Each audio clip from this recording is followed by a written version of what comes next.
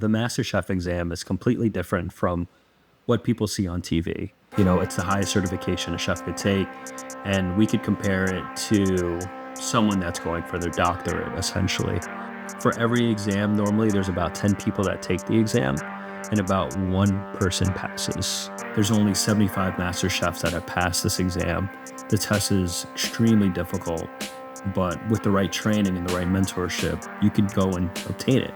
It's a process. It takes a lot of discipline. It takes a lot of sacrifice. It takes a lot of training. I've sacrificed relationships, time with friends and family, and it's been something I've been working on the last 20 years of my life.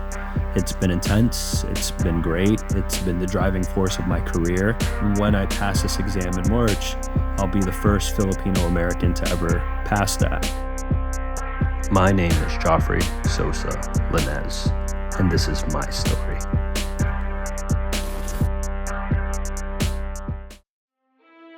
Every chef has a story. Some start with a love for food, others with a need to prove something. I'm your host, Brandon Held, and this is What Is Your Story? The docu-series where the artist takes control of the narrative. In today's episode, we're following Geo Lanez, who's on the path to become a certified master chef. This is one of the hardest titles you can achieve in American cuisine, but he believes he's up for the challenge. Let's see what his mentors think.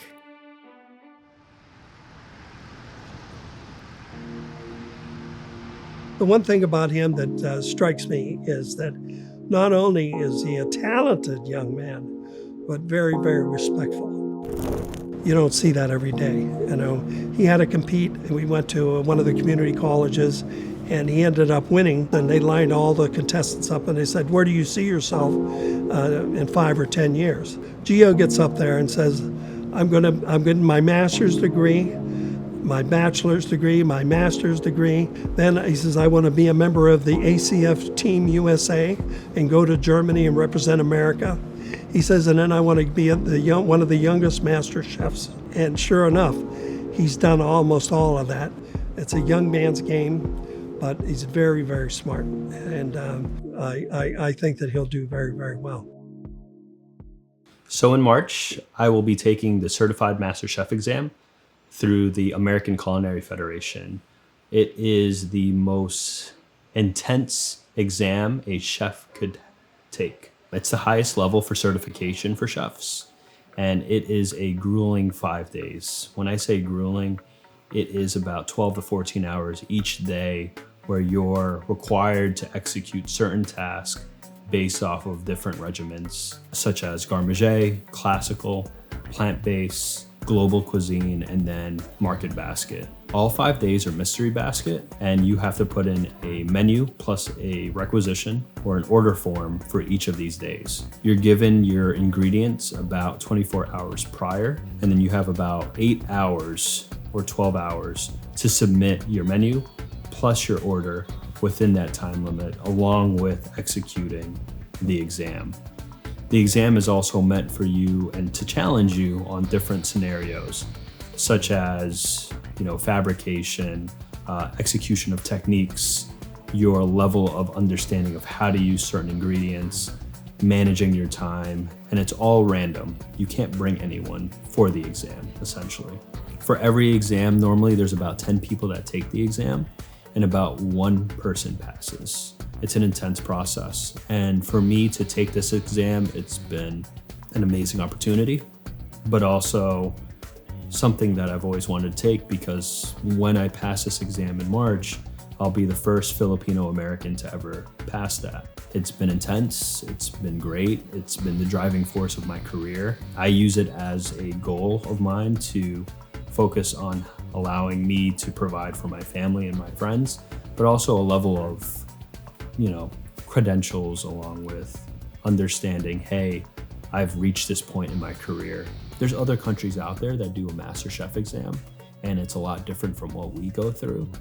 Our test is probably the most hardest test in the world, And that's what I say, because you have to be in the kitchen cooking and showing them that you can cook. It takes a lot of discipline, it takes a lot of sacrifice, it takes a lot of training. And I always tell my cooks, it starts from when you wake up in the morning and what you do, right? I wake up every morning and I check my emails, and then I go and brush my teeth and wash my face, and I always iron my clothes prior to coming to work because of how important it is. It's discipline. It's the same thing when you take the exam. When you're cooking for it, you don't just rise to the occasion and you just start cooking like a master chef. You fall to your training because of all the difficulties that come with it. You're going to be under a microscope of everything you do, and it'll show. This place we're in today is Johnson & Wales. It's where everything started, essentially. And it's funny to say, for most people that come to this school, they have a path, they have an understanding. They know exactly kind of what they want to do in life. I came to Johnson & Wales without knowing that is exactly. It was based off of watching TV and curiosity, essentially. My freshman year, I didn't know anything, so I was leaving home for the first time. I was one of the first cousins in our family, actually, to leave New Jersey to go to school. One, it was hard to leave family and friends because I was so far away from everyone. But two, it was an incredible opportunity for me to grow as a person. I partied a lot when I first started. I'll just be honest. I partied and enjoyed my time here. But it was after my second year, my sophomore year, when I needed to figure out what I wanted to do with my life. And I wasn't sure about it, so to say. I wasn't sure about what exactly the type of chef I wanted to be. I wanted to go into fine dining, I wanted to go to Spain, I wanted to do all these things, but I didn't really know how to go about it. So I asked one of my instructors, and his name was Ray McHugh.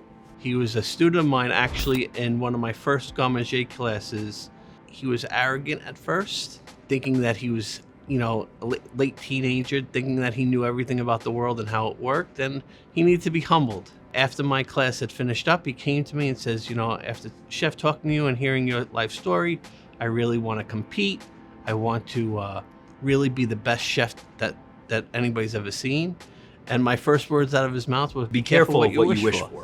Because I told him I wanted all of these things. I wanted the luxury. I wanted, to be the chef that everyone wants to be. I wanted to be a celebrity, like most people do, right? They kind of want that.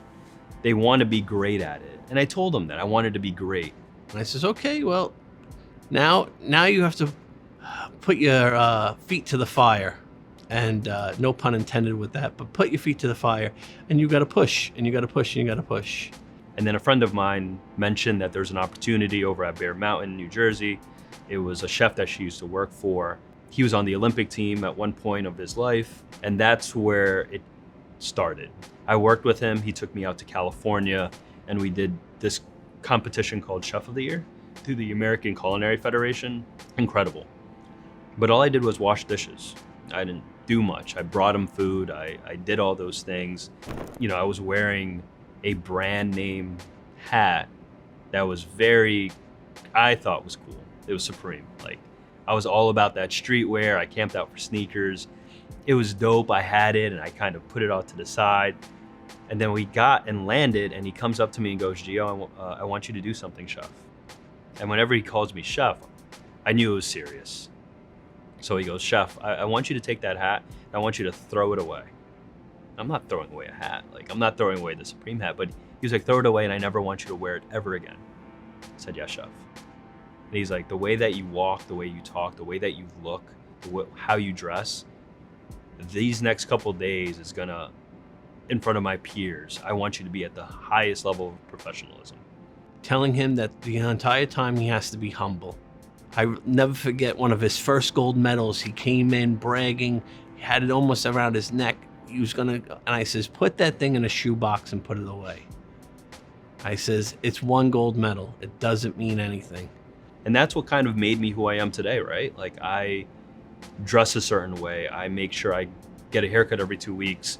I make sure my clothes are ironed every day. It's the discipline that he was trying to teach me at the time. We get back to Johnson & Wales, I become a teaching assistant. I joined the competition team, and that's where I met my mentors. And it was incredible. Like, it was such a push. This place means so much to me, Johnson & Wales, just because of the memories of walking through the hallways and going to practice sessions and being here all night. I was telling some of my sous chefs earlier today, the security guards knew us. We would be here until like 4 a.m. practicing, and they would leave us alone. And we would just do this every single day. And all the partying and all the other stuff was nothing anymore. I didn't care for it.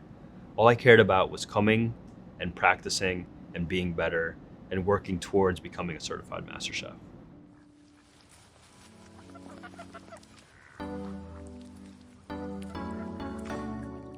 Cool, so today we're at the Somerset Club. This is one of those places that have been so special for me. I just want to introduce Chef Tony Lee. He's one of my best friends. You guys spoke to him yesterday. We started here together, actually, and this was the beginning of our career working for Chef Leonardi back in the day. And how many years was that? Probably I would say maybe like 15 years ago. I think that's when we started here. Yeah, 15 years ago. And what's crazy is that, you know, when we started 15 years ago and Tony and I didn't know anything about cooking and fine dining and how to run a kitchen. 15 years later, and want to talk about goals, Tony is now the executive chef here. Tony will share some ideas and some funny stories. So let's go into the kitchen. The reason why I wanted to share this part of my life was because, again, I was here for such a long period of time. I started as an intern. We talked about those stories on the bench and coming in, and Jesus and I and Tony almost getting robbed by a squirrel outside. For blueberries. So it's just funny things like that you start to look back. And at the moment, we were stressed out of our minds, right? One of my other memories is actually a good memory, is where we would try to have staff meal here before every large event. So Leonardi would make us, essentially it was scrambled eggs with foie gras, with a sauce Perigordine, which was essentially the richest, we called it black gold. It was like truffles and duck liver and Madeira, and essentially we would eat every person here would eat around this table, and it would be, each person would have like $20 egg dish. But we just sat here and laughed and giggled, and 5 minutes after that, it would be terrible. We would hate everything after that, but it was a good segue. But that really ingrains in everything that we've done. It was play hard, work hard, but we were all there together. Yeah. So today, it was cool. So we did a class. So Chef Deladon is one of the deans here, and he was a coach of mine back when I was a student. You know, I told him, Chef, I needed to work on lamb fabrication. I need to understand the parts of the lamb leg. What can I do with these pieces? You know, how to process them correctly. And so he reached out to a chef in the area that went step by step with me and my team on how to do that properly. And it's incredible, you know, the amount of education and the amount of learning you go through this process of becoming a master chef is amazing. Like, you are taking, let's say, 10 years of something that you would want to learn within 3 years. It's so consolidated because you need it. And they'll be hosting the test next year. It's exciting. I've been working on it the last 15 years of my life, and I've done everything I can to get to this point. Creating an environment for a team to grow in is important. When choosing the right people to be part of your team, that's extremely important in my eyes. Like, what type of culture do you want to build?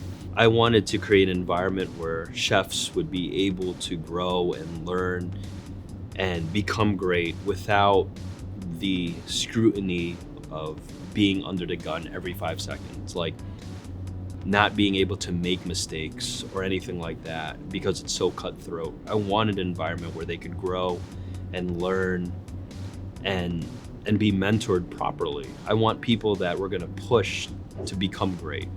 I've also learned that I could be the greatest chef in the world, but it doesn't matter if I'm by myself doing it all, because I can't do it all.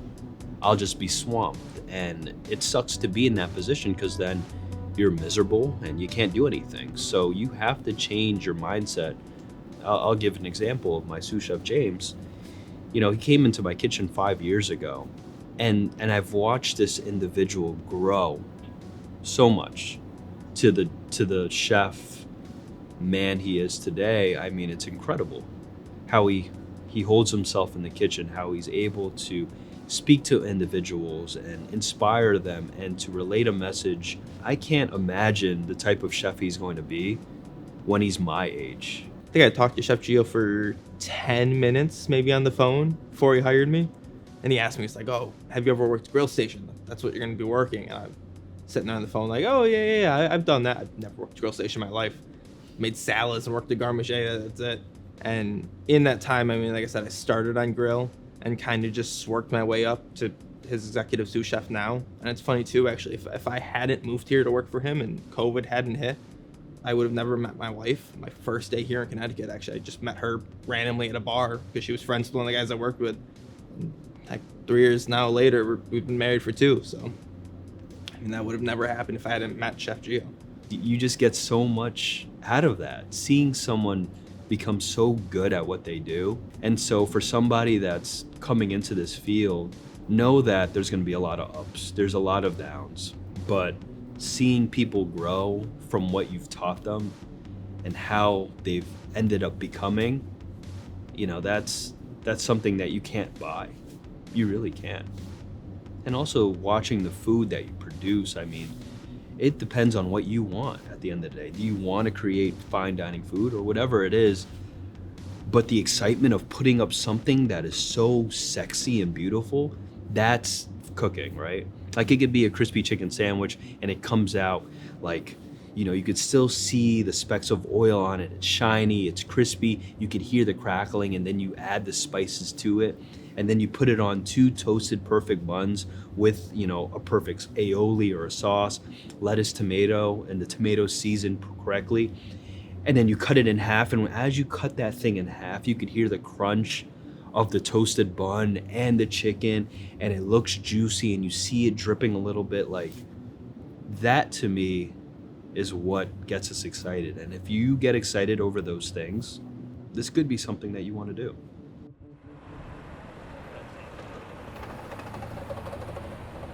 How many points were you, close to quitting in the stages, There was a lot. There's a few. I know it's never, a linear path, Yeah, yeah.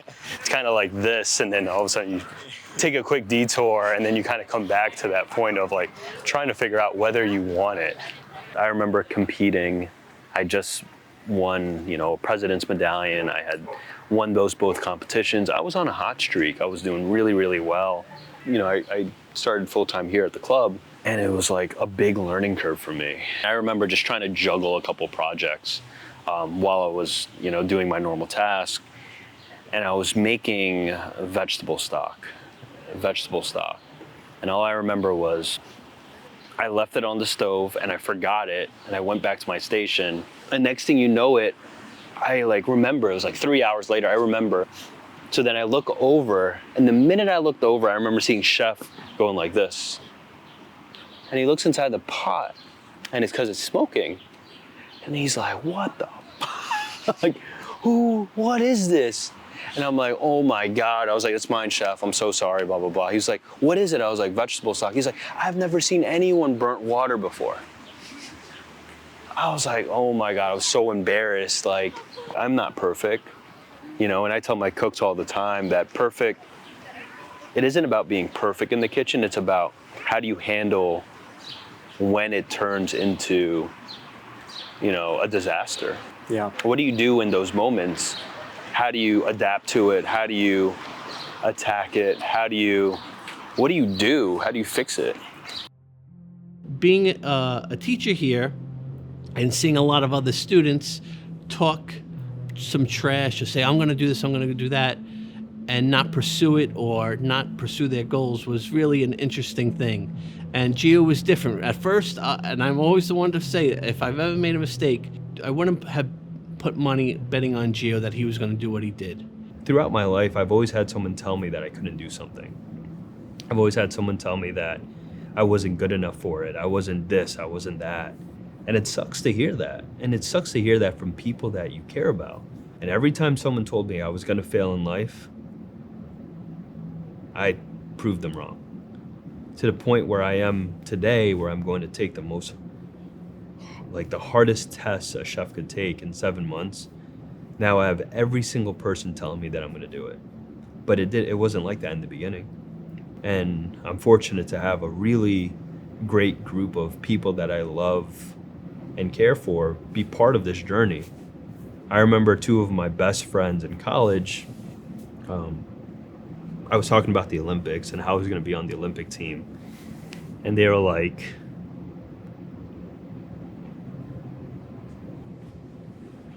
we're gonna be there. We're gonna be there at that competition, Geo. We believe in you because we're gonna be there at that Olympics. And it's crazy because they were there. They dropped everything to be there. And I'm fortunate to have those types of people in my life because, everyone needs that. Someone that thinks that you can do it, right? Like, it's kind of crazy to think about it, right? Like, to have all these emotions build up and to talk about it. Because you go through all this doubt and you go home some nights and you're like, can I do this? Am I able to do this? And to say, to go out and do that afterwards. And to have these people in your life that actually believed in you, it wasn't everyone. It was a very small percentage of people that did believe in me. And I want to make sure that they're recognized and they know that I care about them, and I really, really appreciate all of that. So.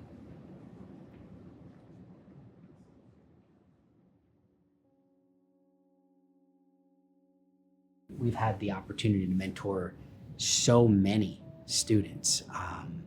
And, Geo is just one that I, to this day, say it's just been a true pleasure and an honor to have had the opportunity for however brief a time while he was here to mentor him.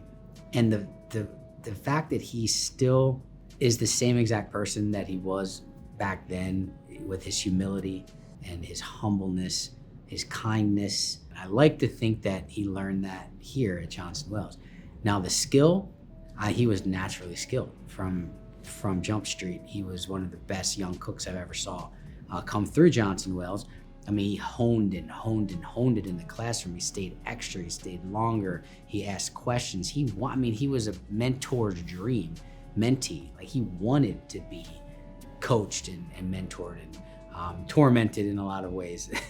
But it was his time on the team, our culinary team, and it was his time with Student Chef of the Year competitions, where we really got to hone in and share our knowledge with him. And I think he's taken that on fully into his career. And now looking at him, I couldn't be more proud.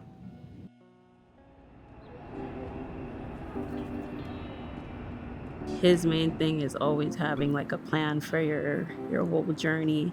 And he asked me what my plan was, and pretty much catering. And he just basically told me, okay, that's what we'll focus on. One day we'll go into catering and you'll be my banquet chef. That's pretty much where I am right now. So a lot of my culinary journey is because of him. That's pretty much most of my journey as far as culinary goes. He plays a big part in that. I was curious, right? I was like, was 27 years old, this executive chef. And I was like, how he did it. Later on, we started drinking together, getting drunk together. And one day, I didn't know we were drinking out. And he started asking me, it's like, what's the difference about dressing and vinaigrette? I was like, I didn't know that's my interview. I was drunk. That's after 8 beer. What's wrong with you?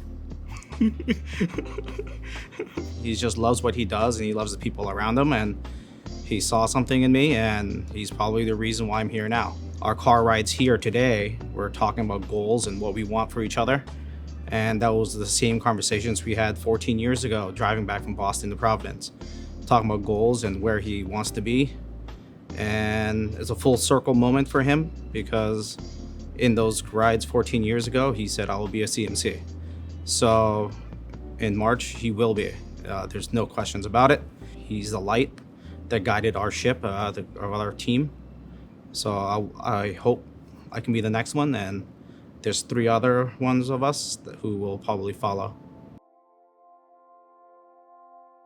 He's just been the best big brother, you know, being raised by immigrant parents and being the first generation.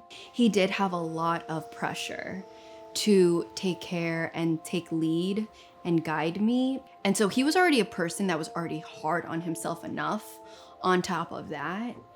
And I definitely believe that carried into his life of like perfectionism and we can't fail. Or you know what? Then I see this side of him where failure is such a big, important part of his journey now. Like shame and embarrassment, it's gonna come from a space of let's keep going. Like, you failed, it's okay. It's part of the journey. You don't need to dwell on it. You don't need to bully yourself to the ground. And he's showed me and taught me the meaning of creating strong, meaningful relationships. That's how you will get far in life, by building strong community. Whether he's my brother or not, I would still say he is one of the best human beings. I think he's the type of person you meet for the first time and he leaves a lasting impression. Yeah, just the best. Hindi pa, not yet. Yeah, it is. It's actually. How's Geo as a son? Oh, he's such a blessing in my life. He's a very sweet, loving, and caring.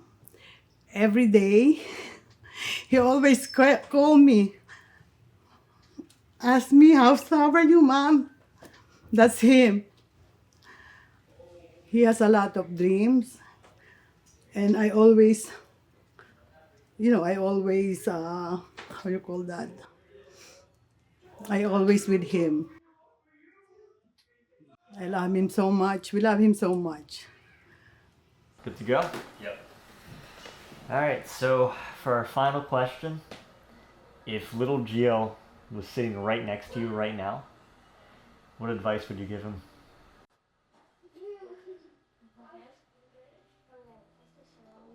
I would say, just keep doing it. It's going to be really, really hard. And you feel like the easy route is just you going towards that wall or saying, I want to do it or not waking up. I want you to know that at the end of the day, you're loved, you're cared, and you're credible. And regardless of what everyone else says about you, just keep pushing along. To be where I am today and to see and witness it all and experience it all, you are a driving force. You have made and changed people's lives in so many ways that you wouldn't even expect, and how you've made impressions on these people and what you've done without you even knowing about it. Continue what you're doing. Keep pushing along. Don't give up. And know that I'm proud of you and you're proud of me.